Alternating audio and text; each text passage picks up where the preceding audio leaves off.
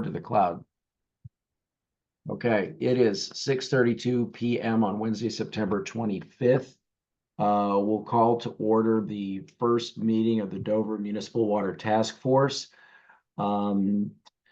I guess I'm acting chair of the meeting as the select board asked me to organize this, but we'll have one of the first orders of business actually to elect chair, vice chair, and secretary for this group. Just to give a little background before we begin on all of our efforts here. So I want to thank everybody who's here for as part of the body who submitted their application and raised their hand to work on this issue. This is going to be something that will be a significant lift in terms of time and organization. And we certainly, on behalf of the town, certainly appreciate it. Sarah, I don't know if since you're a member of the select board, you wanted to add anything to that before we got started? No, just I'm excited that we've gotten this far.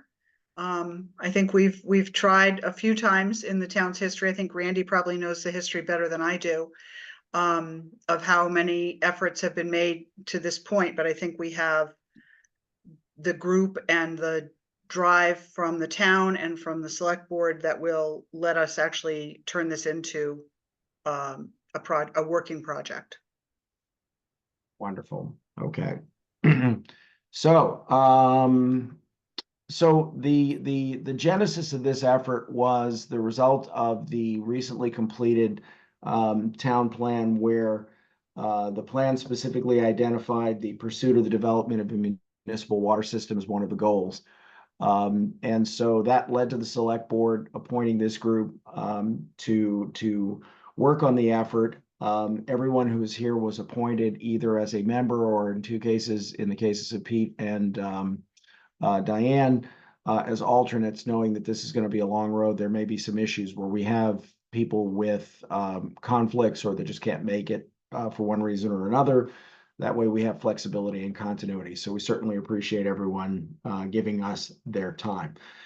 Appointments were for 2-year terms, and you may be renominated if you're willing to so continue on this after the 2-year term. And the whole effort's really at the discretion of the organization of the select board. So I guess, ultimately our decisions are really recommendations that we pass to the select board, and the select board will be tasked with their responsibility and on behalf of the town making the decisions along the way.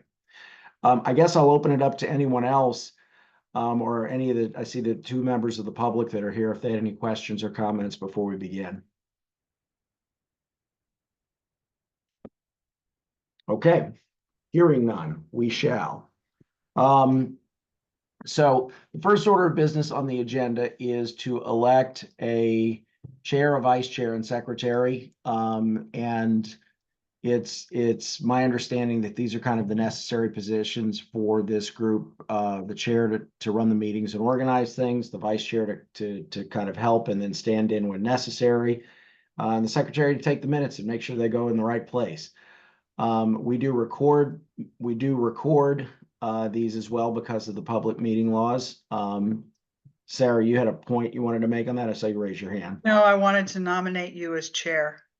Oh. I'm jumping the gun a little, but I want to get that in there. Okay, I want to move that nominations be closed. Do we have a second? You don't need a second. Yeah. Okay, Sarah. Randy and Alan, right? Raised their hands. Alan raised his hand. I think Alan was first. Okay. So you were thirded. So we'll vote on that one first, and then we'll move to vice chair, because this is where the arm wrestling will start, I imagine. So does anyone else want to put their name up as chair? You sure? Okay, I will ask then for a vote of all of the members, and we do have a quorum.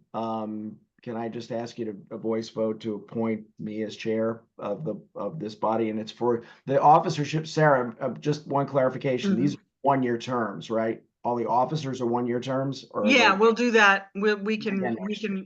we can redo it a year from now. Okay, right. So it's for a one-year term as chair, 1 year from today. All in favor of me? Please raise your hand or voice vote. Aye. Okay, Aye. I don't see any opposition. Okay, I'd like to move that Randy Capitani be the vice chair. I second.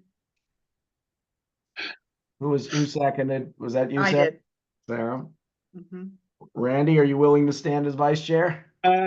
Sure. I'm happy to do it. I wouldn't be here if I didn't feel I could contribute. So Okay. Does happy. anyone else want to throw their hat in the ring as vice chair? Oh, no. Randy, just wait till I resign. Yeah, I'll go with you on that one. All right, it's duly nominated. We have a due nomination and second. May I ask just for a quick voice vote or show of hands? Let's do a voice vote, please. Aye. Aye. Any opposed? I Okay. move that Alan Block be the clerk. Secretary? Alan, you're Secretary, muted. clerk, whatever you want to call him. Yep. If you think you're gonna like my minutes, you got another thing coming. I'm just saying. Alan, the good thing is we record them, so you have a crutch. I hear you. I'm just saying it's not the best idea. I'm a lawyer. It's been 32 years since I did minutes. Someone else does the minutes.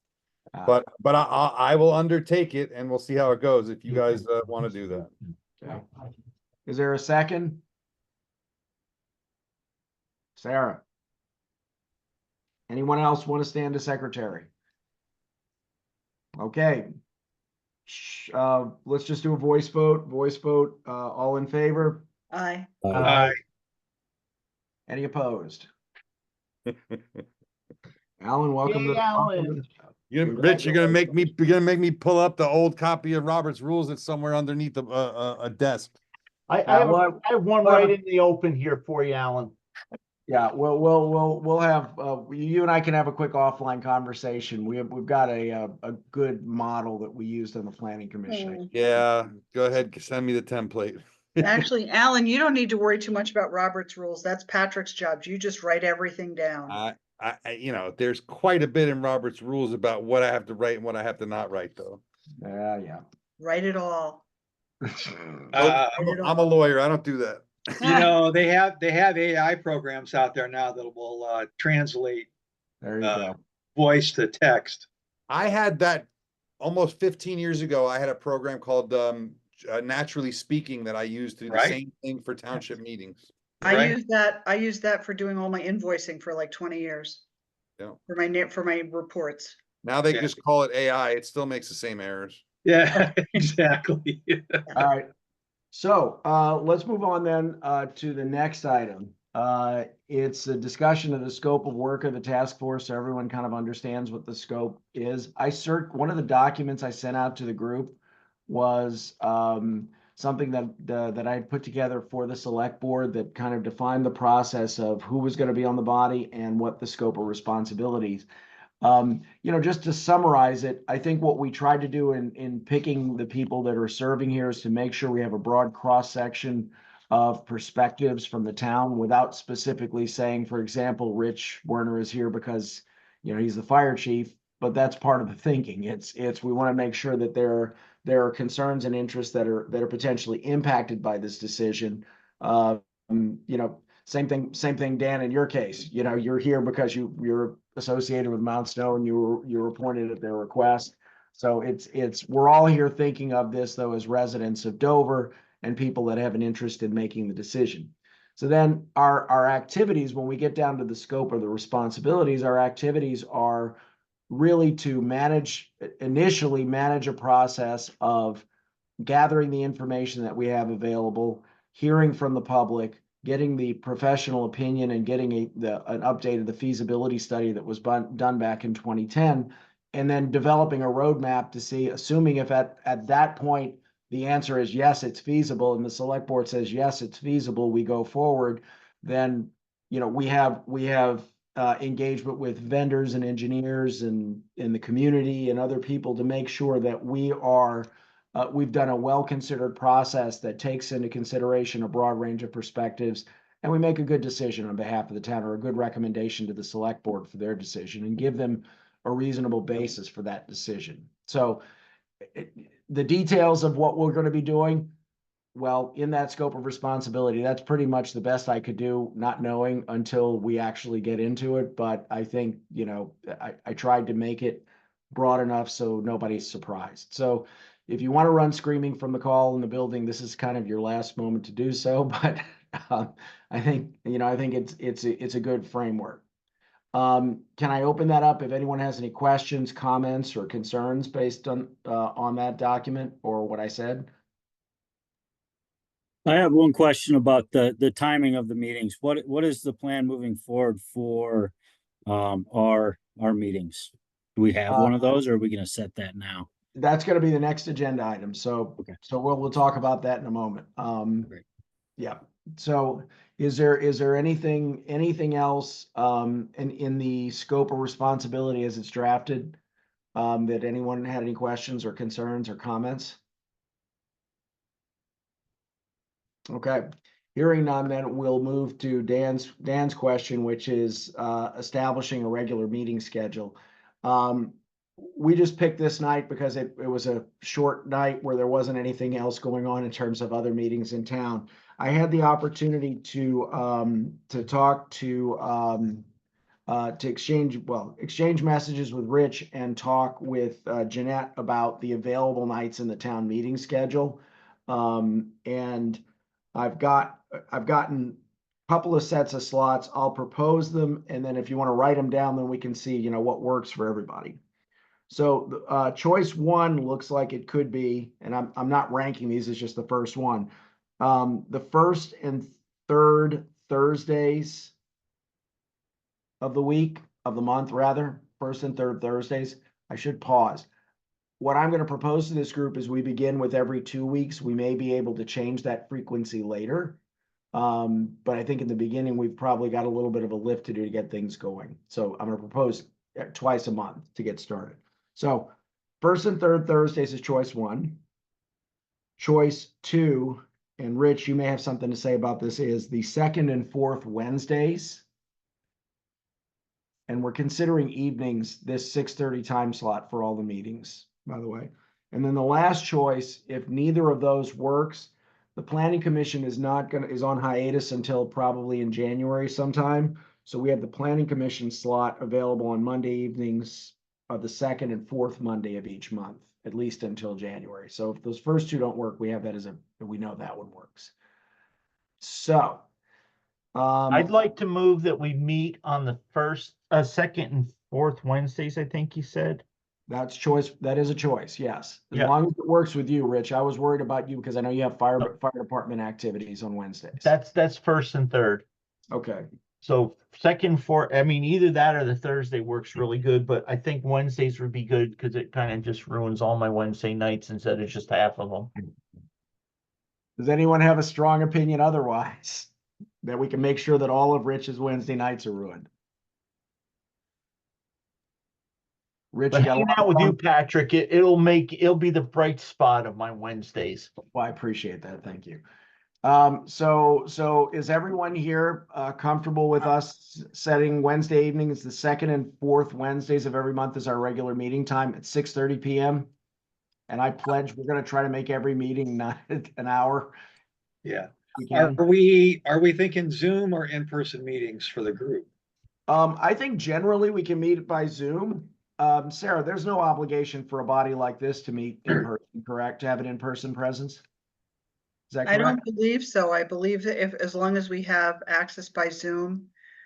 We should I double will check though, because disagree. I thought we had to have one, we have to, Yes. have, like, somebody should be at the town office. Or wherever there should be a live location for those who can't access. That's what we've been hearing from the Secretary of State. So Yeah. Patrick, I'm more than willing to offer the firehouse because those chairs are a lot more comfortable than even the chairs the select board sits in. Then we'll Yeah. fall asleep. And it's Rich- easy for me to go up there to be the live section, so if somebody wants to Okay. come in, they can. Rich, do you have the ability to run the Zoom for those who can't be there in person from up there? Oh, I can't tell you how many Zoom meetings I run, buddy. Okay. I just ran one tonight. Well, Yeah. from there or from your office? Well, from my office, but we can run them from there too, because I have a Okay. laptop. Okay. I'm so Um, technologically advanced these days, I even have a phone that works. Yeah, So- I heard something about Bluetooth in your vehicle for a change too, Rich, so that's good. Yeah, you hear that? So let's do this then. We'll pick the second and fourth Wednesdays. Hey, getting to the firehouse doesn't matter. It's like 2 blocks for me, so it's not a big deal. For those that would like to come in person, we'll go ahead and meet in person at the firehouse. That's okay. Patrick, I realize I'm an alternate, but I do have on the second Wednesday of the month, I have a commitment at 6:30. I know Peter and I will both be there. I don't really want to miss anything in case I do have to step in so I can be fully informed. Oh, okay. But I do have a commitment, but we want to make it easy for Rich, and I completely understand. First and third Thursdays work for me too. Okay. That would certainly allow me to attend every meeting, Pete, if that is is that okay with you? everybody. My preference is Wednesday, but just because second and fourth Thursdays I have DRB. Well, Sarah, this would do to you what we talked about with Rich. You'd have to put it every Thursday. Yeah, Thursdays are my favorite night of the week. Yeah. Mm. So is there any objection instead to doing the first and third Thursdays, and then we'll have the meeting at the fire station in their conference room?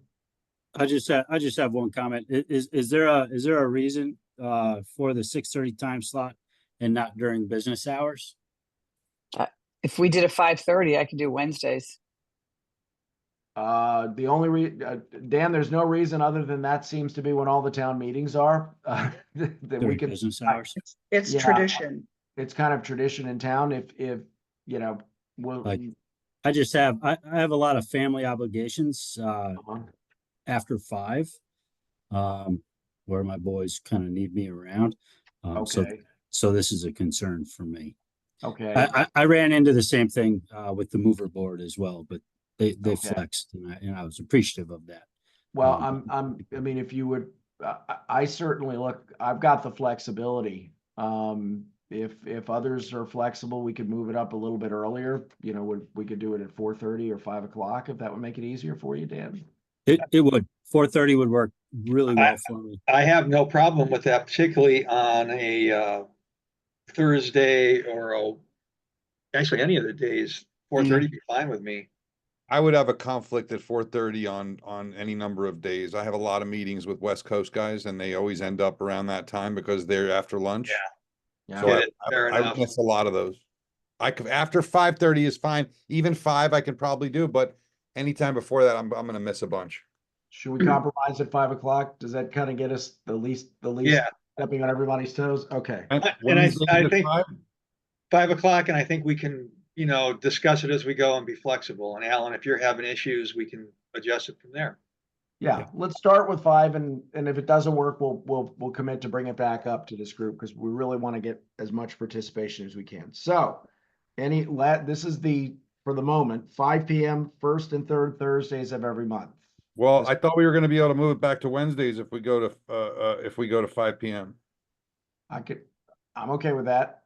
Yeah, Yep. that works fine for me. All right, 5 p.m. on second and fourth Wednesdays. Rich, that work for you? Yeah, All right. yes, it does. I feel like we're at the Korea peace conference, we finally figured out what the table's gonna look like.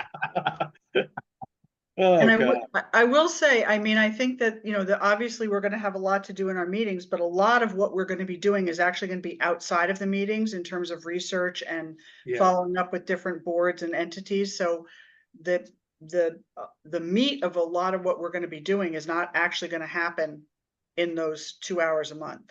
Right. Yeah, I think I would agree with that, just based on what I read through and what I can recall from the first go round with this stuff. Yeah, there's a lot of other, there are other consultants, other bodies, Sarah and I had a phone call with an administrator from another town. There's just a ton of information and communication that'll be required that's outside of the regular meetings. But the regular meeting, we know when we're all coming together, I think it's good that we have it in a place where it's the minimum impact on people's schedules. Okay, so 5 p.m., second and fourth Wednesdays of the month, sold for now. Okay. So the next item on the agenda was an initial discussion regarding the feasibility study update proposal that we got from is it Dubois and King? I'm from D and Louisiana. K, let's go D and K. We'll say D and K. I'm from Louisiana. I'd say Dubois, but you know, that's me. Right. So for those first question, I guess, was everyone able to access the folder with the historical data in it? I know Randy had some issues, but I think we worked it out. So he was able to at least get to that study. I did, and I did read through the study. Well, I didn't commit all 704 pages to memory, I will tell you. Okay. Yeah, the executive summary was good. It'd been a long time. I don't know if I even read it the first time around closely, so. Yeah. Good. Well, and I think that, you know, what I was hoping everyone would do is at least take a look at it to see kind of what went into it and what topics were covered. It's a good outline for the things we're going to have to consider. And I think ultimately updating the feasibility study will be step one. Mhm. And so I think, you know, having a good handle on that and getting a sense of what we're going to need to do there is where we have to begin. In a conversation, so actually before I move on, was there any other questions or comments about access to the folder or issues with access to the folder or seeing the feasibility study? Okay. I had Uh-huh. one question, and I'm just looking for like a shortcut here. I looked and looked and looked for the results of the survey of who wants to connect in 2010, and I couldn't find them anywhere. I'm not sure it got that far, Alan. Oh, really? Yeah, No, just, it never did. It got Yeah. kiboshed way before that. And yeah, that was part of the reason it got kiboshed is there was some issues with like, you know, there were some people that needed to know how much it was going to cost per gallon before they could even decide if they were going to hook up. And at the public meeting, we kind of lost support of the select board. We lost support of the select board, Yeah. or we never really had it, and it was just there was a whole bunch of issues, and you know, the number just scared people, and all the Obama bucks were spent. Right. Thank you for the historical stuff, Rich. Can you, I mean, what's been the biggest change in the select board's philosophy between that decision in 2010 and this decision in the master plan last month or 2 months ago? Well, I think when we went through the plan process, you know, there was input from across the town and the select board. Sarah, you look like you were going to raise your hand, and I see Pete has raised his hand as well too. So Yeah, maybe well, we Pete had his hand up first, so let's, So go ahead, Pete. You're on. Are there any type of grants that we can apply for to help fund this study and this process? One of the things, I had a conversation with, her name is Megan Young, and I attached copies of my call notes for that conversation. There is a state loan fund for this. I'm not sure. We need to do some more research to find out about some of the loan might be forgivable, but if nothing else, it's a loan that allows us to finance it without, you know, basically taking town funds to do it. That said, the select board has allocated budgeted funds to fund the feasibility study update based on the budget estimate from Dubois and King, D&K. Thank you. yeah. Yeah. I'll add to that a little too. I had a discussion with one of our state senators, Wendy Harrison, a week or so ago, and she had picked up from reading the news that we were launching this, and she's very interested in it, and she sits on the board that deals with TIF districts in the state. So she said definitely as we go down the road to keep her in the loop. So that would be another way to fund it potentially. So we need to keep all those options open. But this is, people are paying attention to this already. Yeah. So Alan, just to make sure we don't leave your question about the what changed, I'm not sure I can answer the question of what changed, except for that we know it came out as a priority, so something changed. No, look, I mean, during the Uh, course of preparing the plan, you spoke to experts and agency reps from all over, and I'm sure that I mean, it's a priority for every planner to move people toward central water whenever possible, especially when fire is a consideration. So yeah, I was just wondering if there was like an obvious reason, if the fire department's wells are going dry, I don't know any about any of that, so. we don't have those, so. Mhm.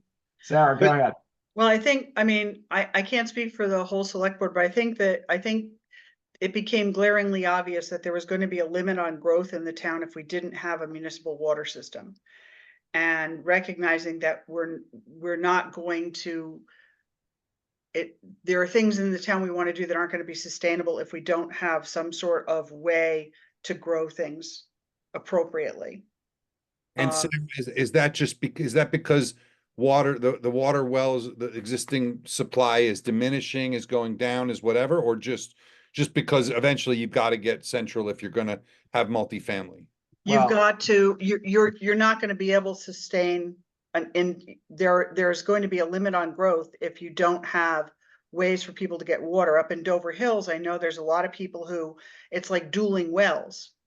You know, this guy drills his well to 500 feet and then the next door dries up. So he drills his to 6 and then they drill theirs to 750 and it never solves the problem. And I also know up in the Mount Snow, right in the base area, Christmas week, when everybody gets off the mountain and everybody gets in the shower at 6 o'clock, There's no water. there's no water.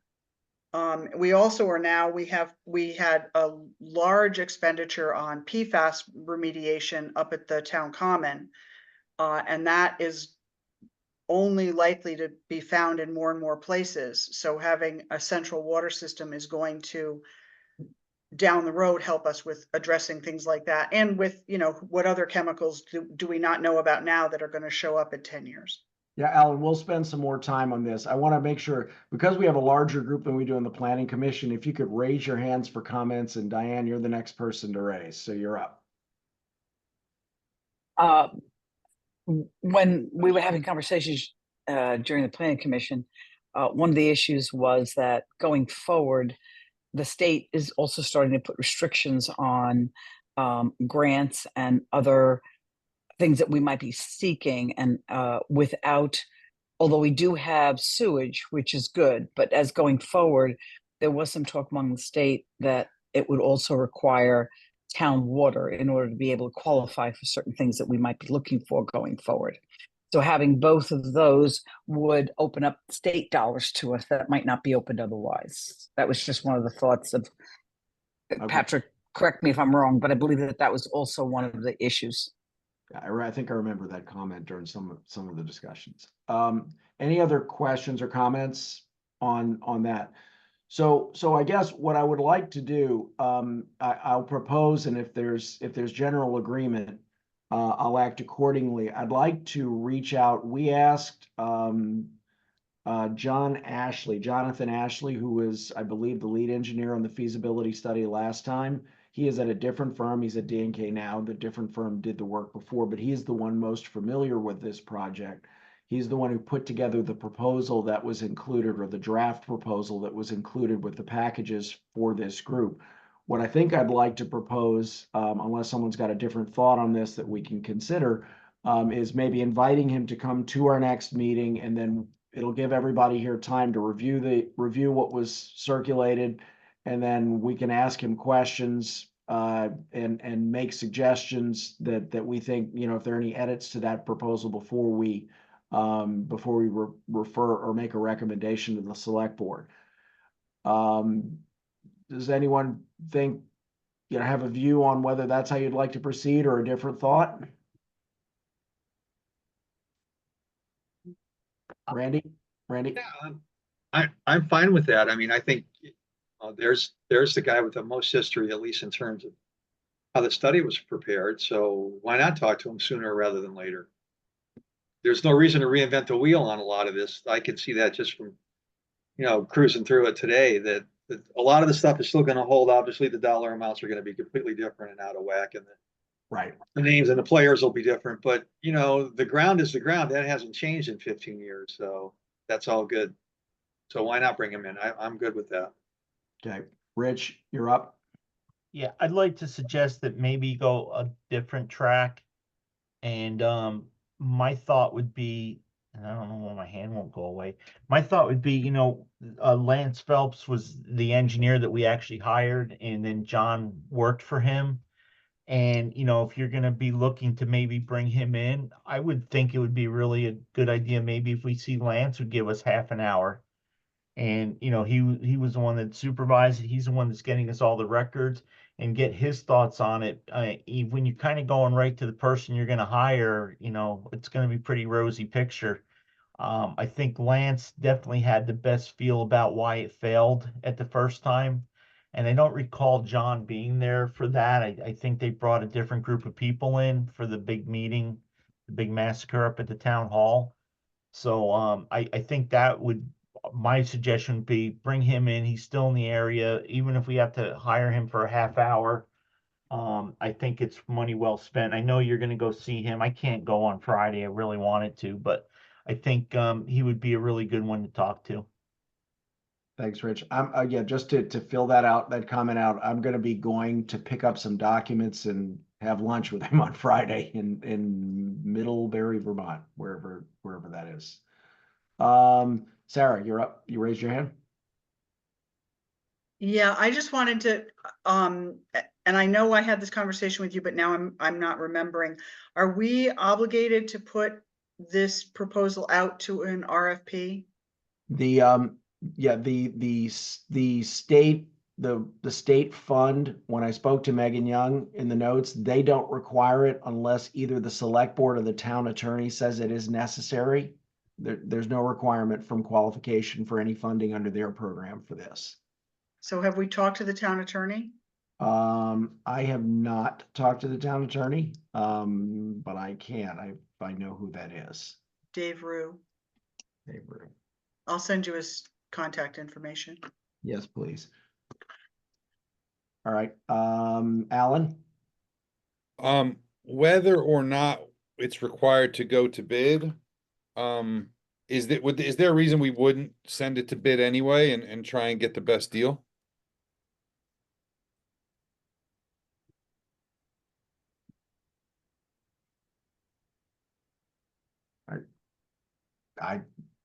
I see no reason not to. I mean, if we think that that's going to move the needle, I think the thinking here, Alan, in the contacting of D&K is they've done some other work with the town.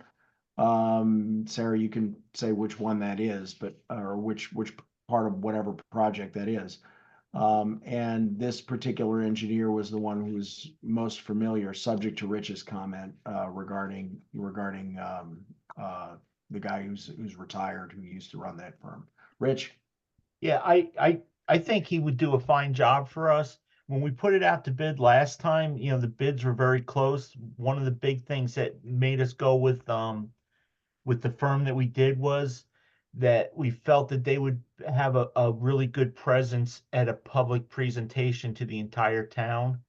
And again, John put a lot of time and effort into it. My comment was not to belittle John or to say we shouldn't hire him. I just thought maybe to get the overview in case you did have to put it out to bid, or if something happened, you wanted to get other pricing, people are going to say, well, I'm not going to bother pricing because, they're already in bed with that gentleman. So that was my only reason, not to, please, nobody should take it as an opinion on his work or what he did. He was very good. He was very easy to work with. It was a great firm. His boss was really good. We got really lucky. So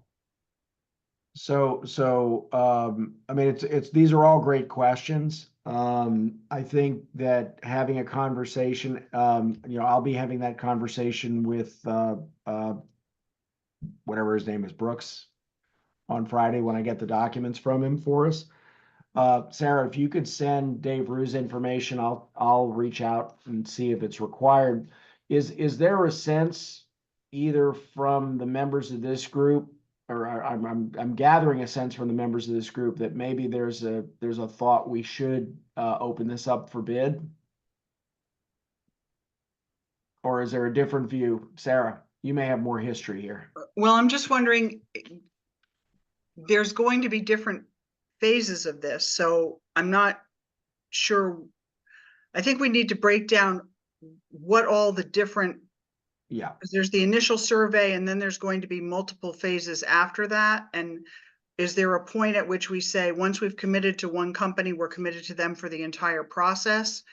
Or do we have one company get us onto a platform where we know what we're looking for, and then we use that information to request RFPs for additional work? right. So that's a great point, Sarah. I think the discussion that was had with John Ashley was to actually specifically update the study for which he was responsible. So we're not reinventing the wheel and starting with a new engineer to redo the work that another engineer had already done. It was kind of taking the same person and saying, look, update the work that you've already done. And then give us the budget estimate that was used to get the budget from the select board to do that update.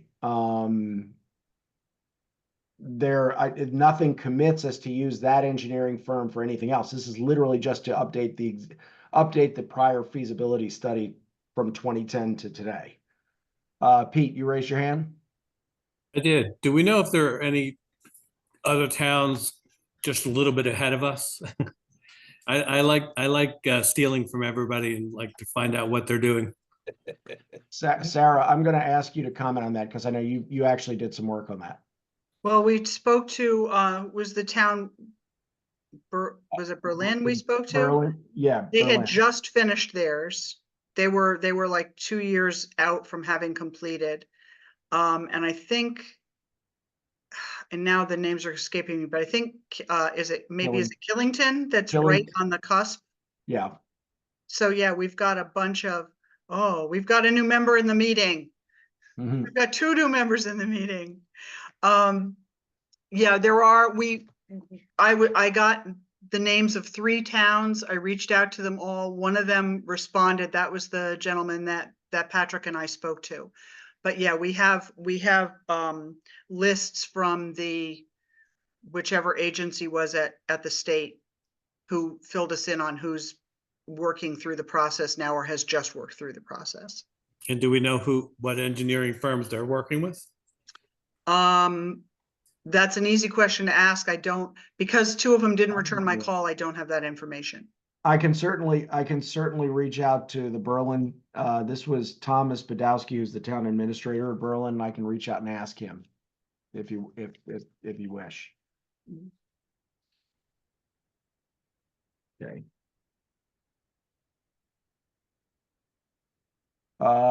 Randy, I think you had your hand up, but it's down. Did you want to ask a question? I was just going to reinforce what Sarah said about, I knew that Killington was going through a process right now. So Yeah. I know they've actually been laying pipe this summer. So they're right in the middle of it right now. So Yeah. again, I think somebody to talk to.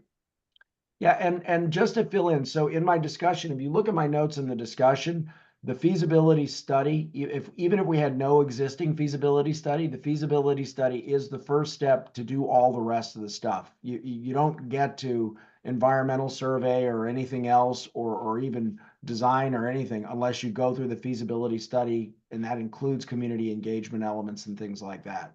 So whatever we do, whoever we pick, it's the starting place. However we choose to proceed with that. Rich, go ahead. Rich? Yeah, just one other quick thing. We did have the Dufresne group try to pick the study up again, and we actually had a meeting at the Grand Summit back after Peaks got in there. Dick Deutsch and company. So they were fairly familiar with it too. So there are other engineering firms that have done work or have researched this too. Okay. Alan? Yeah, I don't, most of you won't know this about me, but I have represented developers in land planning and development deals for a very long time. And you know, I'm gonna need to rely on all you guys to because you know all the players, and Rich obviously has a lot of respect for the vendor. we do a lot of updating of old studies, right? My clients have a property for 20 years and then someone wants to buy it, and we got to update the studies. And the most important thing that we ever do with that is just to price a new one versus the updated one. And then you generally use the new one to get a better deal on the updated one. So that's just my point, is I've watched updaters try and charge full price forever and then do literally 20% of the work they would have had to do for a new report. I've seen it over and over again. It infuriates me, but like once you sign the deal, you sign the deal, you know? Fair point. Fair point. Okay. All right. Did anyone else have any comments? So as actions from this discussion, I'll reach, Sarah, you're going to send me the contact info for Dave Rue, for the town attorney, just to understand what our obligations may be regarding competitive, seeking, you know, an RFP or some kind of bidding process. Already sent it. Already sent. Okay. Secondly, and I'll reach out and I'll share with this group by email whatever he tells me, so everyone's aware of it. Secondly, I'll reach out to the Berlin administrator who Sarah and I spoke with and ask them about their engineering firm and who they used, see if it intersects with any of the names we've heard. And then I imagine, and then subject to if subject to what I hear from this guy on Friday, Brooks, that I'm going to speak to when I buy him lunch and get documents from him. Lance Phelps. Lance Phelps. I don't know why I keep saying Brooks. Thanks. Lance Phelps. When I meet him on Friday, I may extend an invitation to him to come to the next meeting and give us, if he has a perspective, unless, I'll communicate to this group and before that meeting to let you know what I learned. And subject to that, I may invite him to the next meeting. He can come speak to us and give us some more background on the history of what happened last time. In the meantime, would it be fair to say that there's a sense within this group that there would be a preference to put out an RFP on either the update or a new feasibility study? Sarah, you're raising your hand. I'm waving my hand. I'm not sure I'm feeling strongly about doing it at this phase. Because like you said, I think if we've got somebody who did 80% of the work and we're going to ask them to redo, I'm not sure that anybody's going to be able to compete financially, because these guys are not going to be working from scratch. I don't know that I feel strongly that we have to have an RFP for this. I think there are definitely going to be stages further along that we will. Okay. Alan? Agree with Sarah. I would say that we do not have enough information at this time to make that decision. I would say that we should know the exact amount paid by 2 other municipalities for feasibility studies, at least to have a point of comparison, and to find out whether those feasibility studies were new feasibility studies or updates by a pre-existing contractor as well. Once we have that information, we can decide whether our vendor at this point, or the people we've been speaking to, are giving us a good deal, and whether we need to go back and renegotiate or put it out for bid. That would be my thought. Okay.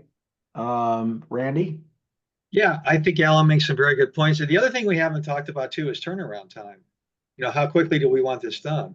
A new study from scratch could extend quite a bit longer. Rich, how long did it take to do the last one? I don't remember. A year? More? Yeah, I think it was over a year because we had to go to the select board and stuff. Oh, I'm sorry, Patrick. That's all right. That's all right. You're answering the question. That's fine. Yeah. So again, I was about to say, Randy, I think the last one took a while. It took a year is probably a reasonable measure. Yeah. They're generally a year to 2 years is pretty standard for any moderate sized community. Okay. So just, I'm sorry, Patrick, to barge in, but just to follow up. So, to save $5,000, but to wait 2 years to get it done versus 6 months on a redo, I don't know. That's, I think, something we have to consider too. And I think Alan's point is well taken. We need more information before we make that decision. I can reach out to the Berlin administrator and ask those questions. Does someone know someone at Killington? Because Sarah did not get a response from Killington. Does someone know someone in the Killington world? Sarah, Go ahead. What I wanted to say two things. One, I'm going to Killington, for Town Fair, October 1st or 2nd. So I can try to reach out to somebody and see if I can meet face to face while I'm up there. Great. And two, when we talked to the people from Berlin, he gave me the figure of about 70,000 was what they paid for their feasibility study, but he didn't think ours would be nearly that expensive because we would be doing a revamp rather than starting from scratch. That's Okay. where that number came from. Got it. Yeah. Thanks. Diane. I agree with Sarah that if we bring somebody in, my guess is, and anybody please tell me if I'm wrong, that if someone's going to come in and do another feasibility study, they're not going to piggyback off somebody else's. They're going to go from scratch and they're going to start it all over again. So time, well, Alan, maybe not, I don't know. But I can't imagine anybody else is taking somebody else's data and building on that. Oh, we So- we own the data. I understand. All I'm saying is that I agree with Sarah that sometimes time and money are fungible assets, and that if we don't have any economic or time advantage to, and this will be after we get more information, as Sarah's going to do, the idea of having the people who did the original one, the topography didn't change, even though many of the other data points will change. And I'm just saying that I don't think it's a bad idea to go with the people who did the original study. I'm just supporting Sarah's position. I think that if we can get at least the two data points, what I'm hearing here is that if we can get at least a data point from Berlin, we know that it's 70,000 is what the guy had roughly kind of back of the envelope told us. But I'll have a more detailed specific discussion with him. And Sarah, if you're able to, when you go to Killington for the town fair, then that would be good. Is there anyone else who has something, I don't know, we know anything more than this for next time. Does anyone else have any other thoughts on this topic? Okay, then I'll move to the last agenda item, which is the discussion regarding the available state financing programs and support. I had a conversation with Megan Young at the Vermont A&R, whatever the particular sub part of the agency that oversees the drinking water systems. And I shared that notes with this group here. I think at some point she has volunteered to come speak to this group and talk to us all in detail about available funding for the different phases, so we have a better understanding of what it would be and then what the process and the timelines look like. The thing I think someone mentioned timelines here. The one thing she told me is to expect, in most cases, towns should plan 5 to 10 years from this date, this starting date, to the completion of the system, or delivery of first water, if you will. So, I think that just gives us some context. So I'd encourage you to read those notes. I think we can invite her as well to come speak to us, and give us that background at a future meeting as well. Does anyone have any questions or comments about that topic? Randy? You're muted. Sorry, I had to turn it on. Yeah, November 1st, which I think is a Friday, state government municipal day has a series of sessions, one of which is step 0, prepare to apply for infrastructure funding. I don't know if we want to try to get somebody to that. I don't know if the town is going to be sending somebody to that, but that's kind of right where we're at. That is in Montpelier on November 1st. It is sponsored by the Agency of Natural Resources. Is it a live program or is it a web program? I don't know. I got handed this earlier today and I honestly didn't get a chance to look through it. I'll get more information and get this around to everybody, okay? Yeah, that would be great. And then if if it turns out it's live, either way, if we could get somebody to participate in it, that would be great. It'd be great if it was a web program. It doesn't really say here, but I'll find out more. Okay, all right. Okay, does anyone, Sarah, go ahead. I'm sorry. Sorry, I was just gonna, Randy, I'm sorry, what was that again? What is it? Municipal Day for the Agency of Natural Resources on November 1st. It's an all-day thing. They have numerous sessions. I got a whole grid here. Okay. I think this makes it look like it's in person, but my guess is there's going to be some Zoom capacity as well. Okay, yeah, Randy, if you could find that out and share it with the group, that would be great. I'll be happy to. Great. Okay, did anyone else have any other business for the group or for the task force this evening? Okay, great. If anyone learns anything, Rich, go ahead. Rich? I just want to say, Patrick, you've done a great job to keep us on our hour. And if you can make all these meetings like this, I'll vote for you for benevolent dictator. I aim to stick the landing here, Rich, on the hour, so. Okay, any other comments or questions on any of the items we discussed tonight? Okay, so I will ask Alan, if you can hang on for 1 second after I stop the recording so we can just talk about the minutes, and we'll do that. Otherwise, unless anyone has anything else, may I ask for a motion to adjourn? Sarah moves, Randy seconds. Any opposition? Then the first meeting of the Dover Municipal Water Task Force stands adjourned. I am going to stop the recording now. Thank you all.